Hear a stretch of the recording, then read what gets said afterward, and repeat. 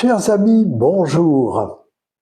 Je vais vous parler cet après-midi de tout un monde de plantes, d'animaux, d'insectes très courants en Provence en particulier. Lorsque j'étais enfant dans les années 60 et le début des années 70, plein d'animaux, de petits animaux, d'insectes et de plantes que l'on voyait couramment ont quasiment disparu. Il y en avait même en ville, à Toulon, là où j'habite. L'agglomération toulonnaise était encore pleine de vignobles et de prés, de cabanons, comme l'on dit chez nous, de petites maisons de campagne. Et a fortiori, à une vingtaine de kilomètres où on avait une propriété, eh bien, c'était étonnant la faune et la flore qu'on y trouvait encore. Il n'y avait pas autant de pesticides, d'herbicides et surtout de bétonisation, de construction à outrance qui actuellement mange nos collines de Provence. Ça reste encore vert, mais la pollution est là et il y a beaucoup moins de ces plantes et de ces animaux. Alors, je viens en énumérer quelques-uns. Je suis né en 1958, de retour d'Indochine en 1967, et c'est là que je découvre la faune et la flore locale véritablement. Et plus tard, d'ailleurs, j'ai un intérêt très prononcé vers l'âge de 12-13 ans pour la botanique en particulier, la nature en général. Alors, je me souviens d'escadrilles de papillons, y compris en ville, des papillons très gros, très grands qu'on ne trouve plus beaucoup de nos jours. Je veux parler en particulier du macaon. Le flambé ou le macaon, je vous le présente là, c'était très courant, hein, c'était un papillon assez gros, hein, qui voletait lentement. Je me rappelle, on chassait même ces papillons tellement ils étaient nombreux. Et à l'époque, il n'y avait pas de beaux albums en couleur, alors on collectionnait les papillons. On les attrapait au filet et puis on les mettait dans du formol pour les endormir et les tuer si possible. Ensuite, ils étaient épinglés, on mettait ça dans des tableaux sous verre. Voilà, je me rappelle de tout ça. De même des herbiers que nous confectionnions. Les herbiers, faire sécher dans des piles de livres avec des papiers buvards, des herbes, des plantes, et ensuite les scotcher avec un adhésif et d'écrire cette plante en dessous dans un petit cahier. On a tous fait ça, même à l'école, où je rentrais en sixième en 1969-70, voilà. Alors le macaon, donc, et aussi le cléopâtre, jaune et orange. Vous voyez, magnifique papillon aussi, à peine plus petit. Mais il y en avait plein, plein, plein. J'en ai encore découvert quelques-uns récemment à la campagne, mais c'est rare, hein, si j'en trouve un par jour, c'est vraiment le maximum. Je me demande comment ils font pour se reproduire, si peu nombreux qu'ils sont. Le vulcain aussi, le vulcain très connu, hein, il devient rare lui aussi. Puis je me souviens de plein de petits papillons bleus partout, partout. Et puis des plantes.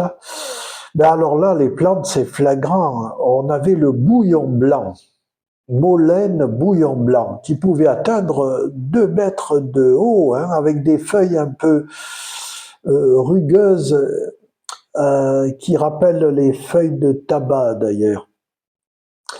Voilà, j'en revois plein dans ma tête comme ça quand j'étais enfant.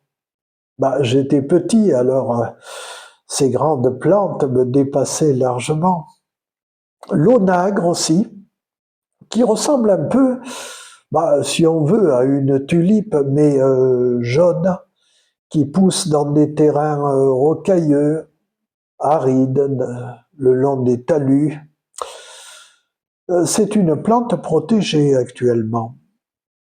Je me souviens aussi dans les Alpes-Maritimes, le sabot de Vénus, qu'on retrouve dans les Alpes aussi. Sabot de Vénus, une sorte d'orchidée qui maintenant est protégée alors que au-dessus de Nice, dans la montagne, à une trentaine de kilomètres, l'Escarène, Sospel, et j'allais à Peyre-à-Cave, près de la forêt de Turigny et de la vallée des Merveilles. Il y en avait le long de la route qui serpentait jusqu'à 1500 mètres d'altitude, là-haut, au village de Peyre-à-Cave. Il y avait une auberge et je filais dans la forêt, mais plein de plantes et d'animaux qui ont disparu. Et donc ce sabot de Vénus, magnifique, comme vous pouvez voir, et bien sûr des campanules, il y en a toujours. J'étais récemment à Saint-Gervais, en Haute-Savoie, il y a toujours des campanules, mais le sabot de Vénus se fait très rare. On peut le cultiver en jardin, mais à l'état sauvage, c'est assez rare. Enfin, pour les insectes et les petits animaux, je me souviens en Provence du grand lézard vert.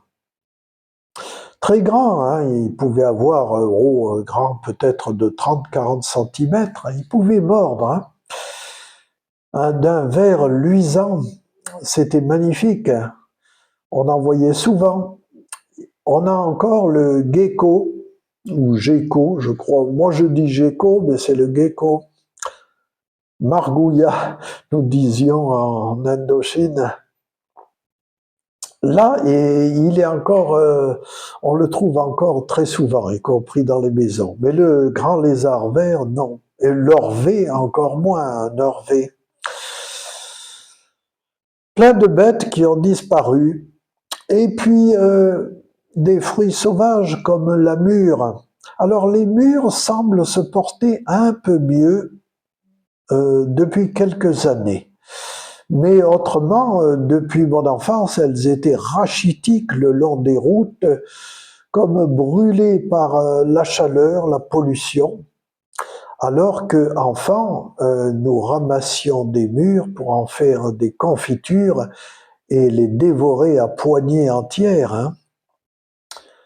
Voilà, c'était un témoignage très bref de ce qui existait à l'époque. Je pourrais ajouter encore les hirondelles de cheminée, les vraies hirondelles. On en trouve de moins en moins parce que où peuvent-elles construire leur nid maintenant avec les immeubles modernes? Et puis aussi, tout s'enchaîne dans la nature. Moins d'insectes, donc les hirondelles mangent beaucoup moins, elles dépérissent, elles se font moins nombreuses et se raréfient. Les martinets, par contre, résistent plus.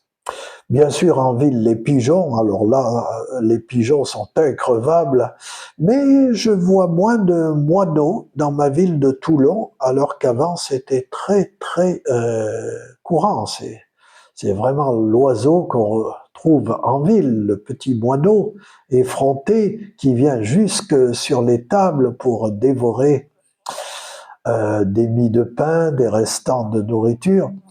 Il venait presque dans la main. C'est fini, on en trouve beaucoup moins. Ce qu'on trouve toujours, ce sont les pigeons qui de plus en plus s'habituent à l'homme et finissent par s'imposer. En ville, on trouve des pies aussi. On trouve beaucoup de pies dans mon quartier, où il y a une pinède et une pelouse sur les contreforts du Faron, le massif du Faron de Toulon. Et des corbeaux, quelquefois, des corbeaux qu'on trouve aussi, qui eux aussi s'adaptent. Ils vont crever les sacs poubelles pour se nourrir. Mais à la campagne, je vous dis, ces escadrilles de papillons incroyablement nombreuses. Et puis tous ces insectes, ces animaux. Je me rappelle dans des rivières aussi, nous avions à une vingtaine de kilomètres de Toulon, du côté du Gapeau, hein, la rivière le Gapeau, eh bien, nous avions des truites sauvages, mais vraiment sauvages. Maintenant, ils en mettent pour amuser les pêcheurs. Et il y avait des écrevisses aussi. Et je me rappelle, et même j'arrivais à trouver des anguilles. C'était possible aussi. Voilà. Je vous dis à bientôt pour une prochaine vidéo, peut-être une autre vidéo nostalgie. Je vous raconterai, la rentrée scolaire approche, je vous raconterai nos rentrées scolaires d'autrefois. Et puis nos jeux de plein air, hein. Les enfants jouent de moins en moins à l'extérieur.